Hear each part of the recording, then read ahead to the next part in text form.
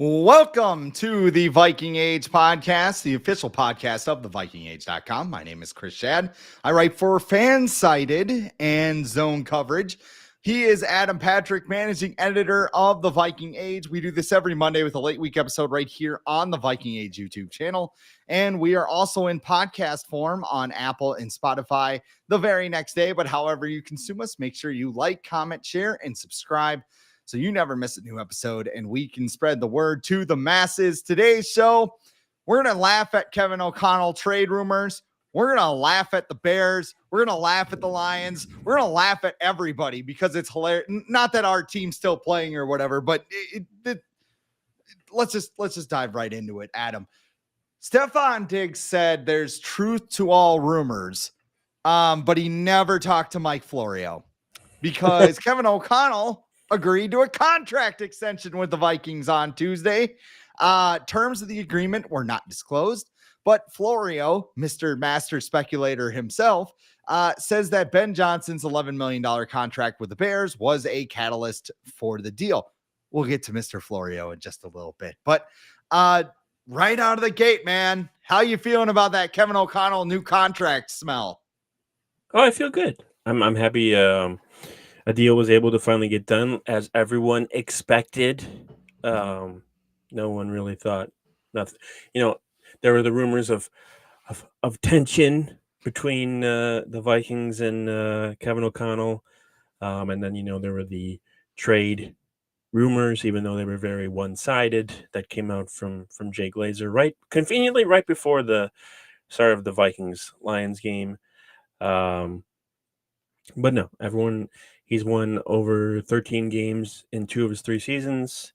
He's earned a contract extension despite, the lack of playoff success, but you can look at a bunch of things as the reason why those things happened. If you give pretty much almost any other coach what Kevin O'Connell has had in the last 3 years, it's highly unlikely that they would have won 34 games in 3 years like Kevin O'Connell has, which is the most by any Vikings head coach in their first 3 seasons in team history. And even if you subtract 3 games, because there's 3, he's had 3 extra games than some of the other coaches because he has 17 game seasons, he would still have 31 wins, and Dennis Green would have 30. So he's done very well with what he has, and now becomes, now it's kind of you got your second contract, so now you can kind of relax and focus on developing JJ McCarthy, focus on turning this Vikings team into a legitimate championship contender, and the Vikings don't have to worry about him going into a lame duck season like Mike McCarthy just did. Not that was ever really going to happen. I don't think anybody thought that was going to happen except for the people who want you to believe that it was going to happen, but it was never going to happen. So that's done. And I don't know if the Ben Johnson deal is what, catapulted this into happening, because I heard the deal was done over the weekend before it was even announced. They didn't want to announce it on the Monday after the divisional round and, after the presidential inauguration. They waited until all that stuff was done. But Ben Johnson and Kevin O'Connell do, I believe, share the same agent, which is Trace Armstrong. So, or no, Trace Armstrong is Ryan Pohl's agent, I believe. So he would know. He probably would have known how much Ben Johnson was getting when he was negotiating with Kevin O'Connell. But it really shouldn't matter. Kevin O'Connell's worth that amount of money, if not more, anyways. So, congrats to him and his family. I think he's got. I think did he just have another kid during the season? When they played the Jaguars, I think the joke was he went home after beating the hell out of the Texans, and right, yeah, yep. So he's got 4 kids now. So yeah, good for them. And I'm excited. I still think he's the guy that can lead the Vikings to a Super Bowl, and I don't know when it's going to happen, but at least he gets a longer time span to do that. Extensions, yeah. But we have seen before Vikings coaches get extensions and then be fired the following year.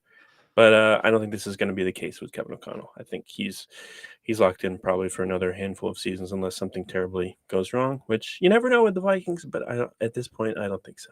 I'm going to resist the urge to talk about how we got to this point because I'm going to do that later but I don't want to do this right out of the chute because I want to talk about this from a Vikings actual substance standpoint of what this deal means. Like, I'm glad they got it done and they got it done quickly because he is there. We know he's there. Free agents know he's there. Everybody knew he was going to be there, but I mean, there was just this weird thing. I mean, look back to what the culture was when he got here. Mhm. Like, it is a complete 180. And you also, if you want to have a fun exercise, like Kwesi Adolfo-Mensah did a scorched earth rebuild without us even knowing that there was a scorched earth rebuild going on because Kevin O'Connell was that good. He was that good of integrating new pieces into the team, finding guys that could help the team, all of that stuff. And I talked about this with Matthew Collar on Monday. There were reasons why the Wolves may have been a little bit gun shy, where,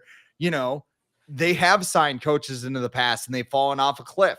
I don't think that'll happen with Kevin O'Connell, but after 2 years, you're kind of like, okay, let's see what happens in year 3 because it's almost like I wrote about this at the Viking Age. It's very similar to the Justin Jefferson situation where it's like, okay, we can't get to a deal now, but we don't have to do it right now. Let's just shelve it to the end of the season. Let's just let this thing play out and, we'll talk at the end of the year. And I'm sure Kevin O'Connell was like, all right, it sucks, but yeah, sure. So I also think that's what Jefferson thought, where he's just like, well, it sucks we can't do a deal, but if I do really well, I'm going to get more money. And that's exactly what happened. Do you think Jefferson was texting O'Connell during the last few weeks, being like, "Oh, how's it feel? How's it feel to be in stupid trade rumors that aren't going to come true?"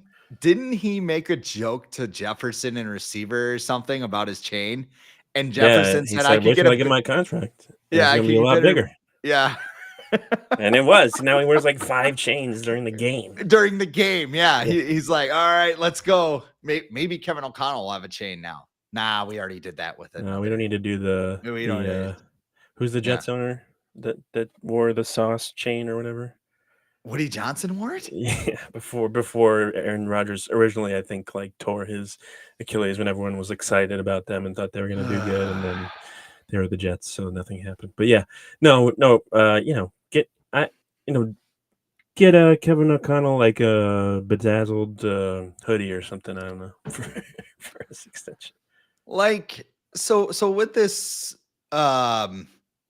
contract, I mean, it took a while for us to get here. Do you think there is anything, because we won't know? I mean, we probably will never know like what new perks he got, like more say in the roster. Like, they go out and sign 3 interior offensive linemen on the first day of free agency, we'll have an idea. But do you think anything was thrown in to sweeten the pot, or like, is it just kind of, hey, I really didn't like starting Ed Ingram half the season? Yeah, I've heard rumblings from like other reporters on podcasts and stuff about how he might want some more control, but not like necessarily all of control or whatever. Maybe he wants final say on the 53, or he wants more input on the draft because that's kind of been the weakness of their offseason the last 3 years under Kwesi. So maybe he wants to have more input on that. Maybe he,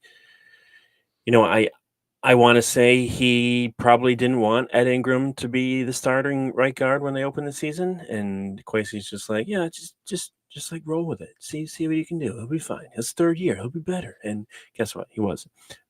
So I feel like Kevin O'Connell, that might be something where Kevin O'Connell might want a little more say in, where like, no, I know this guy's going to be bad. Just trust me. Like, let's just do this, and just where I think the two are fine. I know a lot was also made about Kwesi and Kevin O'Connell having separate press conferences. Oh no, is there a rift? And it's like, have you ever seen them interact? No, there's no rift. There might be, and like with every working relationship, you're not going to agree on everything, especially when it comes to like building a roster and stuff like that. But I think Kwesi's probably getting more of a feel about what Kevin O'Connell likes on his roster.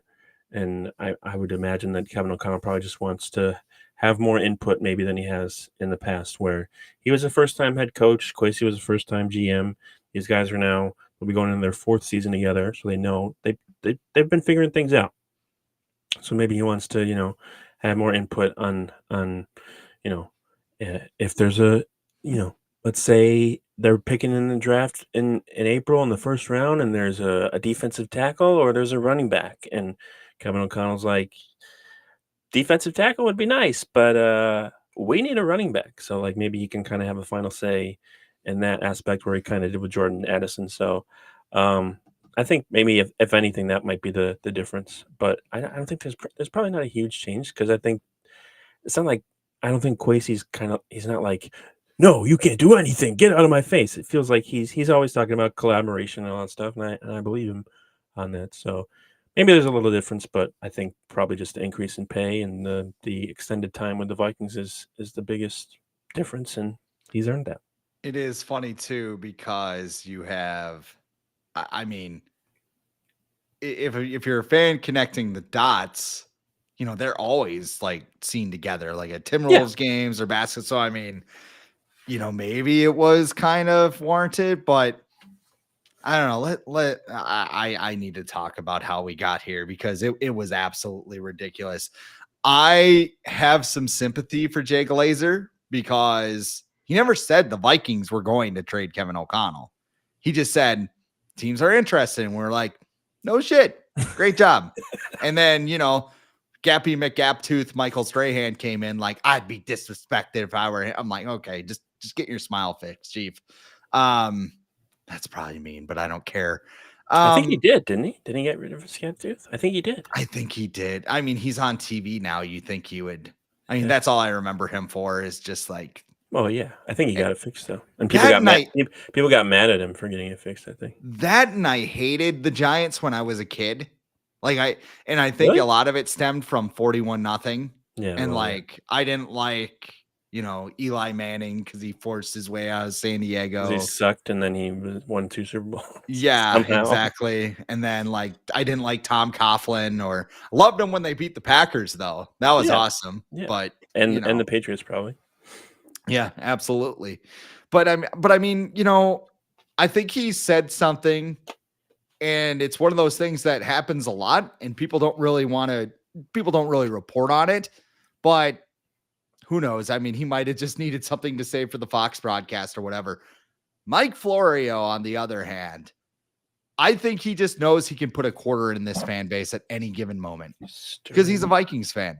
Like we all know as Vikings fans, like the mantra is really all Minnesota sports. Anything bad that can happen will. That's why people freaked out after the Detroit loss. They're like, this is the end. I know it's the end. And they were right. But I mean, it was, well, we still got a playoff game, guys. Like, come on. It's not the end it's the end of the world. And then they got killed anyway. And we are all proven right. At the same time, he's also on quite the bullshit streak where Justin Jefferson's going to get traded for Malik Neighbors, and they're going to put Malik Neighbors in there as a superstar wide receiver. And then on Tuesday morning, he posts this article, and he sprinkles some prospective teams that could have traded for Kevin O'Connell. He put 11 teams in the article. 11. Like, he's just like, well, this guy, like, the 49ers could replace Kyle Shanahan. And, like, if things go, like, dude, give it a rest. And like, he brought up the Mike Tomlin possibility, too, which was a possibility. But he also was just like, they're not going to trade Mike. But Kevin O'Connell, they could trade him anywhere. Like, half the teams could be interested in him, and they better do it. I'm not saying that he didn't get some report telling him, hey, like KOC's a little pissed off because he wants more roster control. Like, I totally believe that part of it. But it was the extrapolation that there was this big, like, schism at like Kwesi and KOC were going to get into a fist fight, Mortal Kombat style in the streets. And, like, the winner got roster control. Like, it's the TikTok crew. It's Charlie Shooter Walters, who's never right, but we always write about his shit because, oh my God, this could. We don't. The caller mentioned this. He's like, oh, something could possibly happen. You might want to look into this right now. And it's something they hear, but it has zero substance to it. I was reading on the internet the other day. Oh boy. And it was a Cleveland Browns guy, and this was back on January 5th, so it was before the Vikings melted down. And he said, what if the Vikings traded J.J. McCarthy, their first rounder, and their 2026 rounder, and a bunch of other draft picks to trade up to number 2 and take Travis Hunter. And I'm like, are you high? And do what? Resign Sam Darnold? Yeah. I mean, like, what? It's not even like the trade McCarthy part that's wild. It's like McCarthy and 30 other picks. Nobody else thinks about like the other team involved in a deal. It's always like, how could this benefit my team? I will give you a 7th round draft pick for Pat Mahomes. I don't know what it's going to do for you, but it's going to make my team better. Like, good. What are we even doing here? So it's the off season. It's fun. Reckless speculation, right? Let's just throw reckless shit out there. I heard teams want to trade for Josh Allen. Oh wow, yeah, really? You know, let's sabotage the bill. I heard that Jaden, I can't even say his name. I'm so frustrated. Jaden Daniels. I want to call him Jaden McDaniels because of the Timberwolves player though. So like it's part of like a mental block for me. But I heard teams are really interested in Jaden Daniels. Oh my, though. Check this out. Patrick Mahomes could go somewhere. Like, you know, that's going to be coming. That's coming. That's going to come. Like, but if the Chiefs like lose the Super Bowl, is Mahomes unhappy? And Florio, like next morning, is he? Is there a rift between Mahomes and Reed? It's going to be Kelsey's retirement.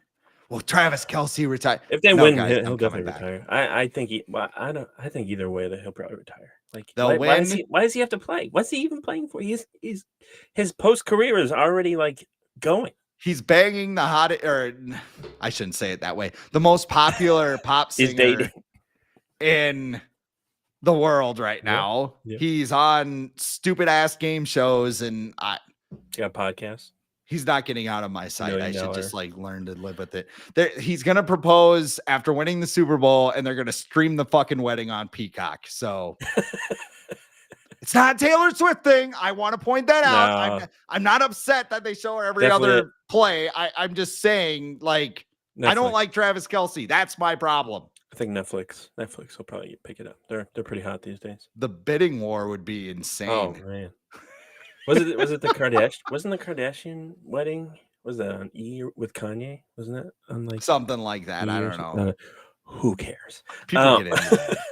But yeah, the Florio stuff. It's like he wrote something, I want to say the day before the Vikings played the Rams. And it was about like, if Sam Darnold struggles, will the Vikings think about putting in Daniel Jones? And it's like, no, they won't. Like, what? No, and he's a Vikings fan. So like when he says this stuff, it's like, you already know the answer. And it's not even the thing where like, you know, my philosophy is like, even if you think it has like a 1% chance of being true, you know, just write about it. But just let people know the chance of it happening is very low. He doesn't do that. If something has a 1% chance of happening, he'll write about it, but he won't be like, oh yeah, but this probably isn't going to happen. He'll just be like, this could happen. You know, you might want to keep an eye on. It's like, yeah, a lot of things could happen, but I could win the lottery in 5 minutes. Like, when is? I know he has his sources with the Vikings, but like, when is the last time he really broke something? Like with like he was the first one to report. Like, there's a couple times maybe, but none of them are notable enough to where I'm like, oh yeah, Florio said that. The Cousins thing when he was moving or whatever. Yeah. Like that was weird. Didn't he wind up talking to his wife at the Super Bowl and at the same to the keyboard? At the same time, like I told you in text messages and you wrote about, he says things that no one can prove is right or wrong. Like no one's gonna be like, oh yeah, well, I saw the same moving company or whatever, like down in Atlanta too with Kirk. Like no one is gonna know that. No one can prove that wrong or right. So like. Maybe he did that, or he could have, you know, he writes, I believe he writes fiction stories too. So he comes up with some stuff in his mind, but like, and he was saying how, yeah, but like even the Cousins thing, like everyone was connecting him to the Falcons. It's not like he was the first one to be like, oh, he could go to the Falcons. No, like I was talking about it during the season. You know, I think Phil Mackey was as well. Like. It was a pretty obvious destination. And he's just like, oh, breaking news. He might go to the Falcons. Like, no, everyone's saying this, but yeah, it's just he and I want to say like he gives us stuff to write about and talk about because we're doing it right now, but like it's it comes to a point where it's like it's not even worth it. Like you just roll your eyes at this point where it's like, all right, like is this a bit? Like, like what's going on? It's his gimmick. Just Right. just like he's I was trying to think of a wrestler comparison for him, but I don't know. Doink the There's clown. shows up on PFT with this giant hammer, Yeah. just spreading. I wouldn't even call it lies, just stuff, spreading stuff. Let's move on here. While Kevin O'Connell is not getting traded, he's not going anywhere. Brian Flores looks like he's also allegedly. We don't know. He could be traded tomorrow. Maybe the 49ers will get him for 2026. I don't know. There's no cap hit on coach contracts. There's no contract. I mean, they could fire Kyle Shanahan tomorrow, and then they could trade for him, and then maybe they'll get JJ McCarthy there. I don't know. Brian Flores is probably staying with the Vikings. Flores interviewed with the Jets, Jaguars, and the Bears. The Jets, of course, hired Aaron Glenn. The Bears hired Ben Johnson, and the Jaguars. Woo! That Tampa got Kirko'd, man. Like, that was some Kirk Cousins offseason stuff. Because in case you've been living under a rock, Liam Cohen, former Tampa Bay Buccaneers offensive coordinator, he interviewed with the Jaguars and basically said, I don't want to work with Trent Baalke. So then he went back to the Buccaneers and they're like, here's a contract, highest paid coordinator in the league, sign it, but don't take another interview with the Jaguars. He's like, okay, I won't. Well, yesterday rolled around, the Jaguars fired Trent Baalke.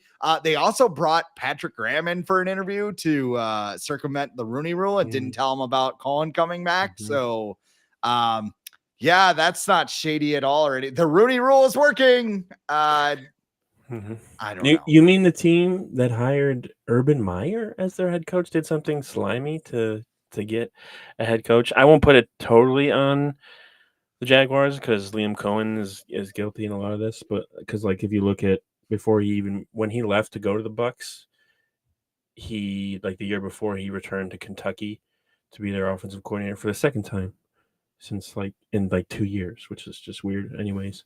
And his second time, like when he was introduced, he was like, oh, I can't wait to be here and to settle down and be here for years. And then a year later, he's going to the Bucs. I want to retire a Falcon. Right. Exactly. And you know what? He's getting what he wants, but it was. And like his wife, I think, came out on Twitter or whatever today to be like, hey, our son really is sick or whatever. And it's like, okay, I don't know if that makes it any better that he used your son as an excuse, your sick son as an excuse to sneak away. Could have just been honest and been like, hey, I'm having second thoughts instead of just like going behind their back. Because I guess, did he sign the deal with the Bucs? No. So he wasn't obligated to not interview with the Jaguars if he didn't sign it yet. Well, and here's the thing too. It's like, okay, you go there, you interview. They're like, we're not firing him. I guess I'll go back to Tampa Bay. And then the Bucs are like, here's a lot of money. Yep. Cool. And the Jaguars like, hey, guess what? We really like you. We just fired the person you didn't want to work with. Hours later. And here's the other thing too. Bobby Slowick got fired today. Yep. 1 year ago, people were talking about him like a head coach. Like it's Sean McVay. Yeah. I understand if you're a Bucs fan, like why you would be pissed off. Like if this happened to the Vikings, like Brian Flores did this, we'd be furious. But like get the money in the resume line whenever you can, because you may not get that chance again. And I don't know. Well, wasn't it in Mike Zimmer block Stefanski from interviewing with the Giants? Mm-hmm. To become their OC because that's and I don't think you can do that anymore. I think you can block. I don't know if you can if it's to move lateral. A step up. Yeah, because he was he the I believe he coach? was O-line coach and then or quarterbacks coach or something. Yeah. So and Shermer wanted him to be OC and Mike Zimmer was like, nope, I don't think so. But then he made eventually he made Stefanski OC because was that the year they got DiFilippo? Yeah, that was. Yeah. So that stuff's weird, but yeah, Brian Flores looks like he's staying in Minnesota unless the Cowboys pull a fast one, and because that's what's left, right? No, The that ain't Cowboys, happening. they're hiring Cowboys and Schad. Saints. Saints, that's right, and the Saints, I think they're interviewing Joe Brady again, and somebody else, I can't remember. But yeah, it doesn't look like. And if I was Flores, I wouldn't be. It's disappointing, probably, but I don't feel like the jobs that were available this year, maybe aside from the Patriots, but Vrabel was like cemented into that job before it was even available. I feel like so. I still think if one day, whenever the Steelers decide to move on from Mike Tomlin, I feel like Flores would probably be someone that would have a good chance at that job. I mean, they know him, right. So and I know the Rudies are part of the founding fathers of the NFL. But and if you're someone, they were also the people. They were the Rudy rule. They were the people who established the damn rule. And if you want to be a head coach in the NFL, the Steelers are like the best team to be with because they've hired like 3 head coaches in their entire existence. Mm-hmm. So you're gonna be there. They're gonna give you time. It's not gonna be like the Dolphins or the Jets or like you need to win now. No, the Steelers are gonna be like, yeah, just take your time, do whatever you need to do. Yeah, between the Saints and the Cowboys, I don't think either job's really that appealing. Who wants to work for the Cowboys? The Cowboys are hiring whoever is like they're hiring whoever is going to like not create a scene, not want control of the roster, just be a yes man. Like who? Brian Schottenheimer didn't interview with anybody else. Nobody else. No one's fighting over him. Mike Zimmer's available. Yeah, I'm just saying. He did say he would take the head coaching job at the Cowboys if he was offered. But I think the holdback I read the other day that Jerry Jones still wants Dion, but I think he's actually getting more money from Colorado finally. You never know. I heard that Dion might be on his way to Dallas. Hey, you know what? Write that down. It's just so funny because I've seen like Cowboys tweets or whatever who are like sad that their team didn't hire Pete Carroll because now Brian Schottenheimer is like much more likely. And like if he was Brian Jones, he would not be in the NFL, but he's got that last name that's helping him out for sure. Because what has he done in his career? Fuck up the Jets. Yeah, he was with the Seahawks too. Didn't he fuck up their offense too? Yeah, like he's just a dude that starts fires wherever he goes. Yeah. But so here's what I want to know about. Do you think Flores should have gotten a head coaching job in this cycle?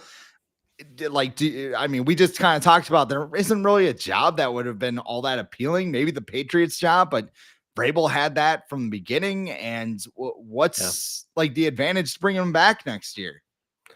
I would say, Vrabel, New England. I would say Ben Johnson probably deserved it more than Flores at this point. If you go numbers wise, I think I would have picked Flores over Aaron Glenn. I think if Flores wasn't suing the NFL, I think he would have had a better chance at that Jets job. But and Aaron Glenn has that connection with the Jets too as a former player. But if you go by like high Madden rating too, I'll point that out. Go by the Lions defense, like the last under Aaron Glenn hasn't really been that good. Like especially their pass defense when he's a cornerback, their pass defense has been one of the worst in the league. Like his entire time he's been there. So if you go by that, like comparing to what Brian Flores has been able to do with the Vikings, what he did with the Dolphins, like he gets more out of his team than Aaron Glenn has. And then what else? Liam Cohen. I think the Jaguars probably just wanted an offensive guy to go with Trevor Lawrence. See if someone can get something out of him because he's pretty close to like. He's getting close to lost cause. Like he's gonna be calling Kevin O'Connell soon in the future. Just showing up at the doors of TCO Performance Center, foaming at the mouth.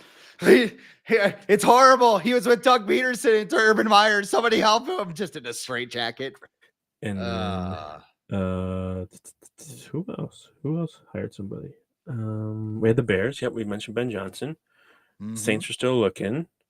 I wouldn't want that Saints job if I was Brian Flores because they have like negative $900 million in cap space. Kick it into 2040. Let's go. That would have just been like a 2-year stopgap of like, okay, thanks, and then see you later. The Raiders. They need somebody in upstairs that'll just be like, all right, we're done doing this. I'm kind of we're just gonna surprised he eat didn't. it for 2 years. I'm kind of surprised he didn't even interview with the Raiders because I thought that connection with Tom Brady would have at least got him an interview, but maybe it's not as strong as people think, or maybe he just didn't want to interview with the Raiders, because they're a fun place to be too.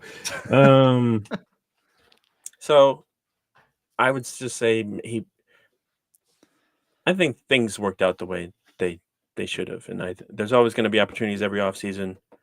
I would like to say that Flores isn't just being interviewed for the Rooney Rule. There might be some instances where that happens, but I think he's also a qualified candidate. And I know he wants to win the lawsuit that he has against the NFL and stuff, but if he wants to be a head coach, it'd probably be in his best interest to probably like figure out how to settle that sooner than later, because I don't think he's going to probably get another job as a head coach in the NFL until that's figured out, unfortunately. And I also don't think he wants to cave in because he feels there's probably a lot of pressure on him to keep fighting it. There's other black coaches out there who Patrick Graham could probably join that lawsuit right now if he wanted to. Yeah. I mean that. Did the Vikings interview him? I think they did. They gave him a 9-hour interview, like right before they hired Kevin. So I mean, it wasn't like a token interview. Like they brought him in, they asked him a ton of questions and everything else. I don't know. I've said it before. I'm glad the Rooney Rule exists because a lot of these guys wouldn't be getting interviews without it. That's how Mike Tomlin got the job with the Steelers. So I mean, yeah. It's unfortunate that we're seeing it manipulated.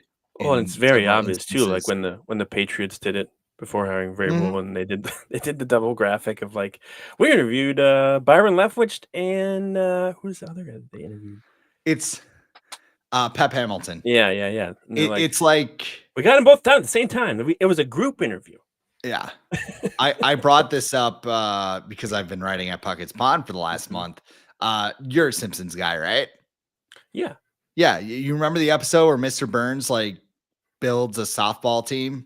And like at the beginning of the episode, he like has this board and he goes, all right, here we go. And this is Honus Wagner and all these guys who have been dead for 100 years. And Smithers like, those guys are dead. And he's like, oh, well, find me everyone from the American League and the National League and the Negro League and like all this stuff. And I feel like that's some NFL owners like, we need to satisfy the Rooney Rule. Find me a couple of assistant coaches. It's just like, all right, man. Like, again, the rules should be in place. It's sad we have to have a rule in place, but also if it's going to be abused like that, like there has to be some kind of. And they've also incentivized it too. Like if you hire a minority candidate or whatever, or one of yours gets hired, then you get, draft compensation. So, Yeah, the Niners have gotten like 20 draft picks because they're like one of the few franchises. They're like, yeah, we'll hire him. But we don't care. Because Mike McDaniel is technically black. I think his dad's black. Yep. Which, if you look at him, wow, I have no idea how that's true. But I thought it was like how like some people like Native American or whatever. They'll say Cody Rhodes is black because he's married to Brandy Rhodes, who is black. Like that's that's kind of the joke there. Yep. Brian Flores on the Vikings defense. I love it, honestly. I love the fact that they're getting him back. Again, it sucks for him because I think he's more than qualified for a job. But I also think that too, having a coach that has that continuity, like this is going to be year 3. We know what he wants. We know what he's looking for. Like you're going to continue to see, maybe it is another free agent. Maybe it's a free agent corner like I was going to say DL Hall. That's a pitcher. What's corner from the Jets? What's his name? DJ Reed. DJ Reed. Thank you. DJ Reed at corner. Maybe it is getting a big defensive tackle like Milton Williams. Did I get that right? Eagles. I mean, I was going to say Milton Bradley, but that's a game company and a baseball player. Yes, Milton. I'll look up That's his name in Milton. just a second. His name is Milton. But yeah, you agree with me, right? Great podcasting. But yes, no, yeah, I think it's good. I think his it is Milton Williams. Yeah, his part of the Vikings goes beyond just running the defense. I think he's really good at scouting and personnel because he comes from a scouting background. That's how he started with the Patriots. So he's really good at identifying talent, as you could see with Jonathan Grenard, Andrew Van Ginkel, Blake Cashman, and he's gonna have another offseason to do that, which is great for the Vikings. Especially when they're going to have a bunch of cap space to use in free agency. I think they can definitely make the most of that. If they don't franchise Sam Darnold, which I don't think is going to happen. You don't think they'll franchise Sam Darnold? Or you do think they'll? No, I don't think so. So you don't think they'll use the tag? No. Who's trading for him? And you can get a third. I think a lot of teams would. You might be able to get a third round comp pick for him next year. Are you getting a third round pick in exchange for him this year? I don't think so. I mean, maybe a fifth this year. I looked at the Matt Castle trade, and I mean that was a long time ago. But I mean, and it didn't work out for the Chiefs, so maybe it's such a weird trade looking back on it too. It's like Mike Vrabel and they traded Mike Vrabel too, right? Yeah, Mike Vrabel and Matt Castle for the 34th overall pick. It's like, well, that's an overpay, but. Okay. Vrabel's pretty good. Yeah. So what are they gonna do? Trade Ivan Pace and Sam Darnold? Well, that's to say it's like we don't have another obscure player we want to get rid of. Right. I think they'll probably do their research or do their due diligence and see if anyone it's worth trading. But I think the thing that will make them hesitate is they use that franchise tag and then $40 million disappears from their cap space. Immediately, it's fully guaranteed. So, I think that's something they really need to figure out sooner than later. But I don't think it's going to happen. I think the last two games, people probably don't like. Look at the whole season. Look at those two games mattered. I know they're against arguably the best team in the NFL in the regular season, and then a very good Rams team who was pretty hot for the final three quarters of the season, but. They're gonna. He lost. You wrote about. He lost a bunch of money in those two games. I just don't think that's gonna happen. But back to Brian Flores, I think they're gonna be able to identify even more talent than they did last year. They're gonna need cornerbacks. We don't know if Harrison Smith is returning. Does he think it's worth re-signing Cam Bynum to not a cheap deal anymore? Not that safeties are super expensive, but you still have to pay him. Or do you want to go find a veteran free agent who you think can maybe play at a similar level but will be cheaper? But yeah, and I just think the defense with him returning, I think it has the potential to be the best defense in the NFL next year. I agree. I mean, you add another free agent, maybe you hit on a draft pick. I think that could continue to be the strength of your team. He's got to figure out Ben Johnson though. Ben Johnson's got his number. Yeah, let's get to that point. He's got to figure him out. Especially now, he's still in the division. Yeah, Ben Johnson hired this week. A lot of football people love the move. I'm just gonna be honest with you. Weird vibes, Matt. And I mean, they're kind of overrated because Nick Sirianni's introductory press conference was super weird, but totally understandable now that you look back on it. But I mean. Some guys are a little bit weird. He had Adam Gase vibes in that press conference. He looks a little bit like him. Yeah, he was making fun of Matt LaFleur. His eyes weren't bugged out though. He wasn't no, he did do the which is that the weirdest press conference ever? That's gotta be Adam Gase? Yeah. Yeah. That was what? Was he on speed? What's going on? Yeah. Something's going on. Oh man. But I mean, the LaFleur thing is funny because I saw somebody Bears already picking on the Packers. And I'm like, dude, if there's one coach that would get upset about that, it's Matt LaFleur. Yeah. Just what is he talking about me? Keep my name out of your mouth. Well, have you seen I'm calling Packers, my manager. have you seen Packers fans always say other teams, or we think about winning, other teams think about us. It's like, all right. Are you sure about that? Are you congrats on your Super Bowl? Yeah, right. But do you think the Bears are a threat under Ben Johnson, or what should we be concerned? I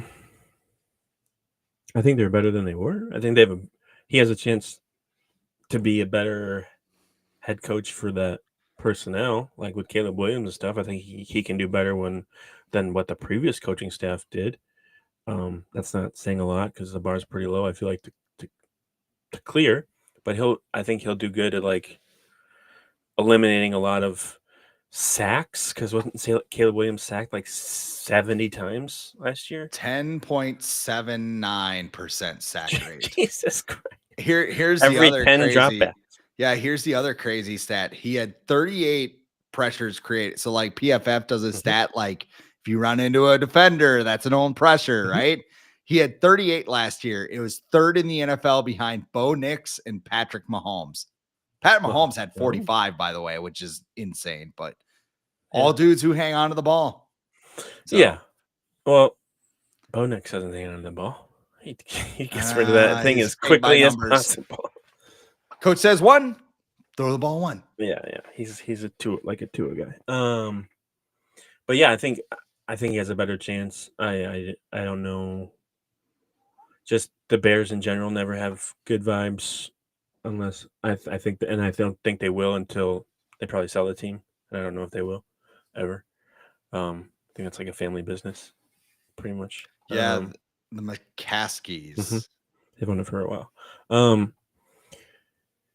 Yeah, and Bears fans should be excited because they're going from Matt Eberflus to Ben Johnson to Eberflus, who was a decent coordinator with the Colts, and they're going to Ben Johnson, who was just in charge of the number one offense in the NFL. So they should be excited.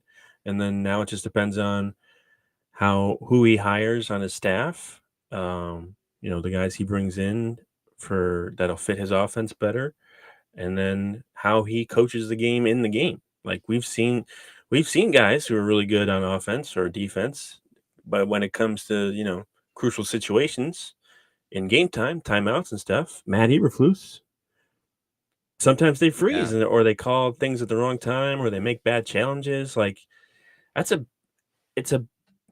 big difference to go from just calling plays all the time to then having to worry about the whole team when, you got to worry about, this dude on special teams, like, he got into a car accident or whatever, like at night or something. And now you got to figure out if you want to cut him or not. Like those are things he's got to worry about now that are just go beyond just figuring out the offensive scheme for your team heading into the week. He just has a lot more on his plate. It seems like he can handle it. It seems like he's kind of like a mad scientist or whatever.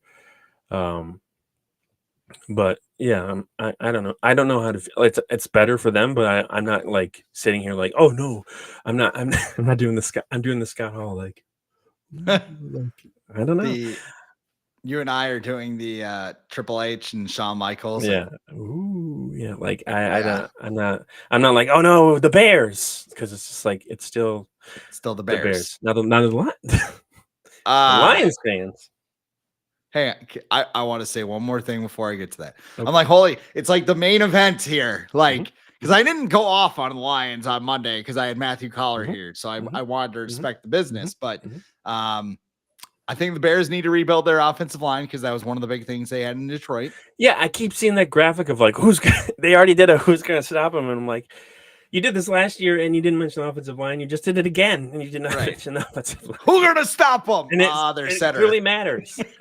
70 sacks. So you got to figure out that offensive line. That's the first thing Ben Johnson's got to do. This might be something that gets pulled up in 2 or 3 years and whatever. I'm just going to throw it out there. I think Caleb Williams is going to kill a second coach. Because when you look at what Jared Goff did and what Caleb Williams did, they are not the same quarterback. I did the research Jared Goff under Ben Johnson in Detroit the last 3 seasons. So Johnson's been the offensive coordinator in Detroit the last 3 seasons. 68.1% completion rate, 8.18 yards per attempt, 4.63 sack rate. And he also ran 35.7% of his dropbacks in play action, had an 83.9 adjusted completion rate, which kind of throws out. So like if a quarterback spikes the ball or throws it out of bounds or what, or the receiver drops it, like that doesn't count towards that rate. So very accurate, doesn't take sacks, all of those things. Caleb Williams last season, 62.5% completion rate, 6.53 air yards per attempt. We mentioned the sack rate. We mentioned the own pressures. And the Bears only ran 17.4% of his dropbacks on play action. Kirk Cousins was the only player who had less, and that was 13.6%, which obvious reason for that. Williams also wasn't good in play action. He had a 95.4 passer rating on play action dropback. So Caleb Williams is everything that Jared Goff isn't. And Jared Goff got the ball where it needed to be, when it needed to be there. Caleb Williams plays hero ball. He's done it since he was at Oklahoma. He did it at USC. It works in college. It doesn't work so well in the NFL, even though I know what his stats are. He had a very solid rookie season if you just look at his football card, but Ben Johnson has his work cut out for him. Is he able to coach him up? That's what it's going to come down to, because they have the cap space. They have the resources to build around Caleb Williams. Can Ben Johnson get through to him and be like, hey, dude, I know you can run around and do the Patrick Mahomes stuff. I need you to work within a structure. And he did say during his press conference too, something about, well, we'll work in the spontaneous stuff in there. At the end of the day, you got to play the way your coach wants to play. Otherwise, you're going to be out of the league in 5 years. So, or even sooner than that, ask Sam Darnold. So, yeah, I think Caleb Williams is going to kill a second coach in the NFL. I will give him a little bit of a break because, one, he was a rookie, and then two, he started with like one of the worst offensive coordinators in the league, and then they switched offensive coordinators. And then 3 games after they switched offensive coordinators, they made the offensive coordinator their interim head coach. So he had another offensive coordinator.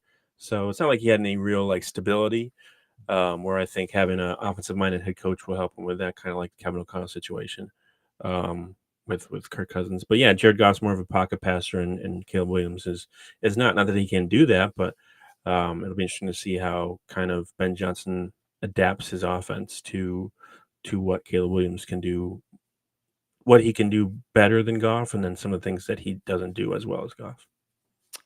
So speaking of Goff, I think it's time to switch gears. And, the Lions fan base, as Vikings fans, it was a tough loss on Saturday. I just want you to know that we know what you're going through, and we know everything that you're kind of feeling right now. But I just want to say, from the bottom of my heart, you deserve this. You deserve all of this, because a year ago, it didn't have to be this way.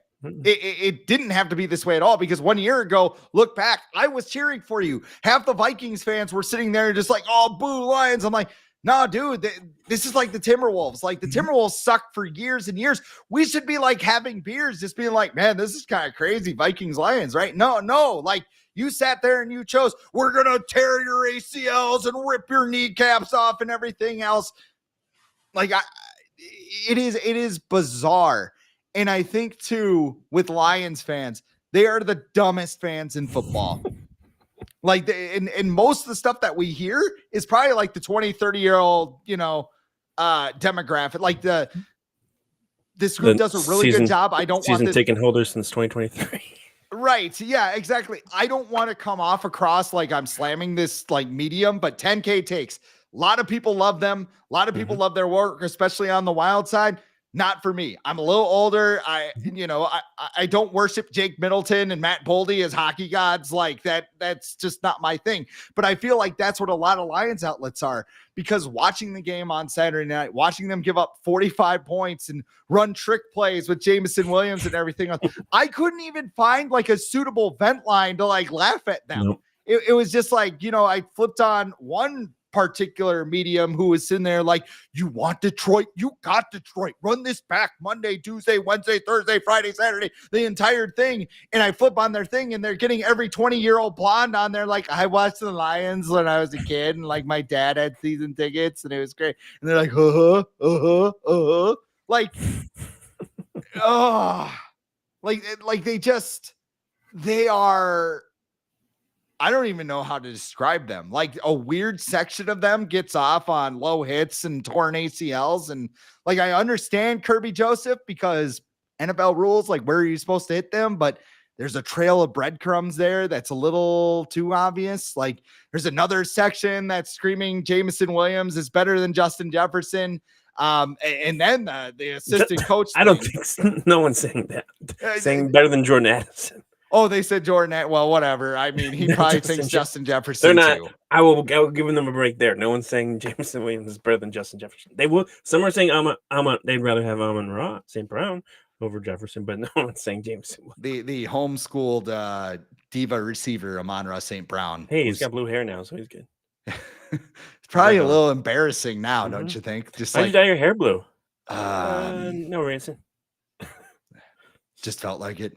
I was filing for unemployment. I don't know. Yeah, I mean, they're weird. Like weird. I enjoyed the Lions losing more than the Packers losing, and that's saying something. I think a lot of people did. Yeah, like I think it's just they've never gone through it before. They've literally never experienced a season like they just had, where they were the favorite. The Lions were one of the favorites to win the Super Bowl. That's never happened, ever.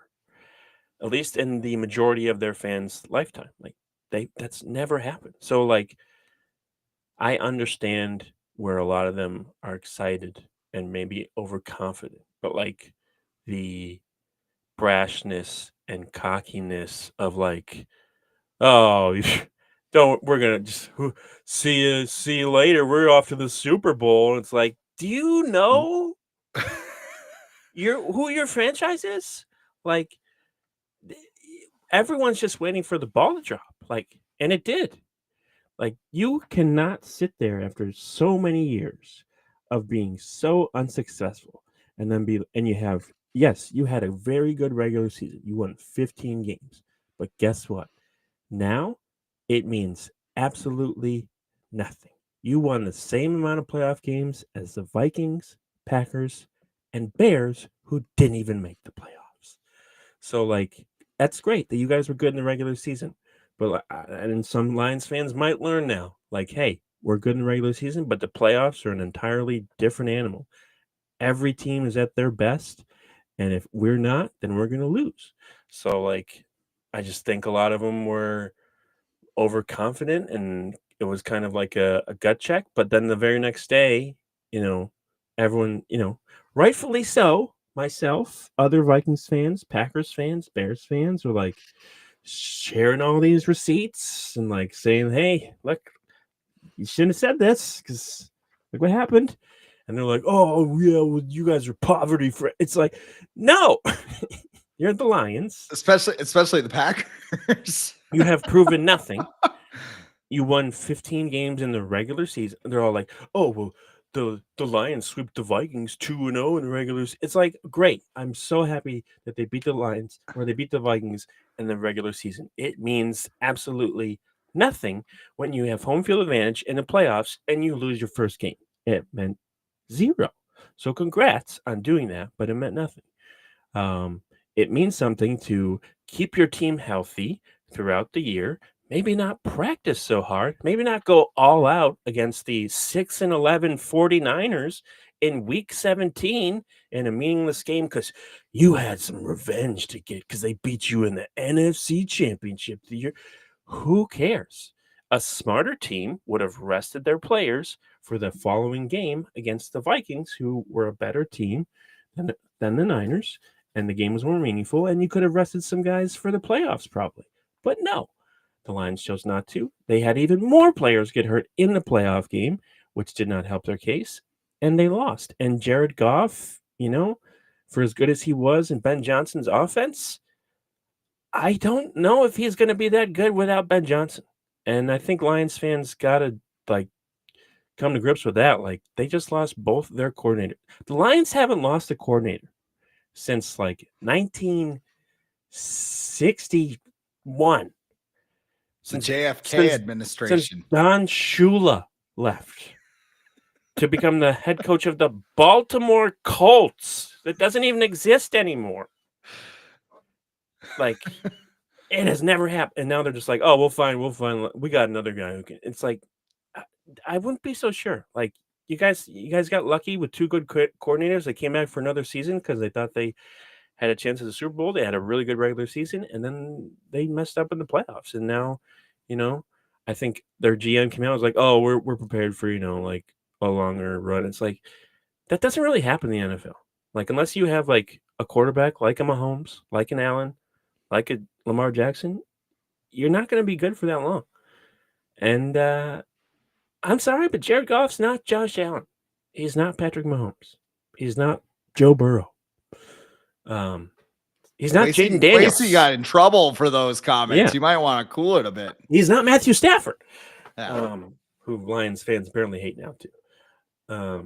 So I would like the Lions fans to just chill out next year. They won't, especially if they do well.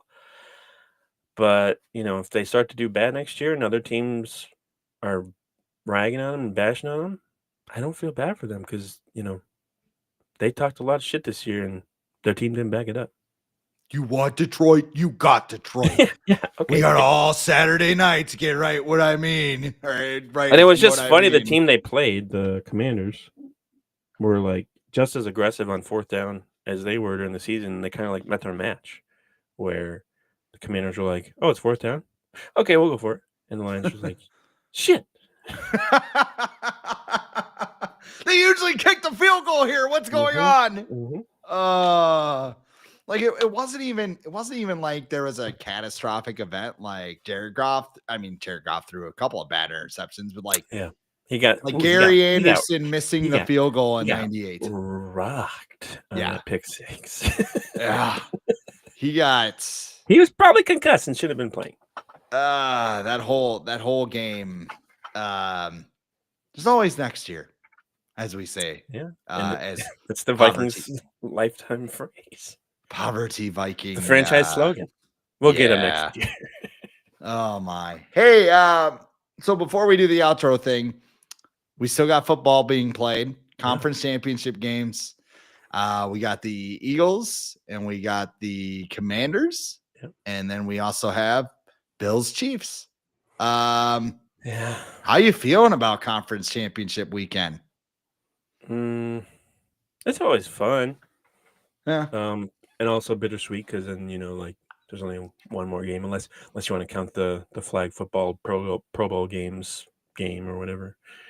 I'm totally skipping the Royal Sam Rumble Darnold's going to be there to watch flag football. To watch Sam Darnold do the passing. People shit on pro wrestling, but I mean it's a pretty good time diversion. Royal Rumble. I mean, yeah. That if you don't even like wrestling, that's a fun event to watch. Yeah. Just a whole bunch of people freaking out, and you're like, what's going on? I want the Bills to win, but I can't bet against the Chiefs. Not an Arrowhead. Their defense is good, and they don't make mistakes. But the Bills really haven't this year either. They've been really good at not making mistakes. But I don't know. Is this the year Josh Allen gets over the? I would like to think so. If the Vikings can't win the Super Bowl, I'd rather have the Bills win. Of course, I don't want the Eagles to win because I just hate the Eagles. But I think they might win too. But I want the Bills and Commanders in the Super Bowl. But it's probably gonna be annoying to be the Chiefs and Eagles. Yeah. And if the Chiefs do go on to win 3-peat, it will be cool. It's the first team ever to do that. But then can we be done? Can we be done with the Chiefs? Just listening to Travis Kelce drunkenly sing "Friends in Low Places" again, and did we talk about it, or did I talk about somebody? Oh, I talked about somebody else today. Where like people getting mad at Mahomes for getting calls and like exploiting the rules. And it's like, when you're a good team, that happens. Like Justin Jefferson, Yeah. I think I saw a graphic that the Vikings got the most. They drew the most opposing penalties last year. That's a lot to do with Justin Jefferson. Like he's gonna get those calls. He earned that. Patrick Mahomes earned that. And then the rule book thing, like there's no rule against Patrick Mahomes just stopping right before out of bounds, so it gets a late hit. Hit me so I get 15 yards, There's please. No rule. There's no. If you want that to be illegal, then make a rule. But until then, like I know it sucks, but you know, the guys like Belichick in the past and like other coaches have like that's how they were so good because they just exploited the rule book to their advantage, while other teams were just like, what, what, everything. But like, yeah, I know it was easy last week to be like the refs this, the refs that. It's like, well, the Texans also gave up like 8 sacks, so. It also did not help that Troy Aikman publicly mentioned it on the broadcast. Oh, like, come on. Yeah, he's like, this is ridiculous. This is, and like, you know, there's an episode of How I Met Your Mother where like they'll like mention something like you've never mentioned, like, you know, like Adam chews way too loud. And then like you'll hang out with Adam and like there's just like this glass breaking, like, oh shit, he does chew too loud. I hate Adam now. And like, you know, like that's basically what's going on with the Mahomes thing. It's Vikings like fans on that show too. Yeah, exactly. Yeah. The little Minnesota episode. 2009. Was that 2009 or was that Blair Walsh? No, they talked about 1998 NFC Championship game. Yeah, I think they're in the bar and he has a sign that says. I think they were watching the Saints and Vikings in one episode or something. Oh, okay, yeah, 1999 NFC Championship game. Yeah, damn. But yeah, like it's annoying that the Chiefs are so good, but like they're not fun to watch either.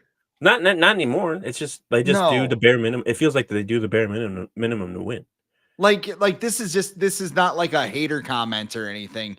It just they play good defense. They play just enough offense. They like grind it out. Like it's like they're like the football version of Tim Duncan. Yeah. Like he was so boring.